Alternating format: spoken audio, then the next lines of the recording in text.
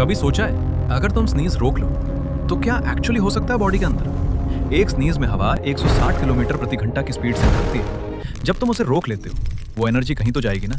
वो प्रेशर सीधा जाता है अंदर, ईयर्स की तरफ, नाक की ब्लड वेसल्स की तरफ और कभी कभी ब्रेन की तरफ भी।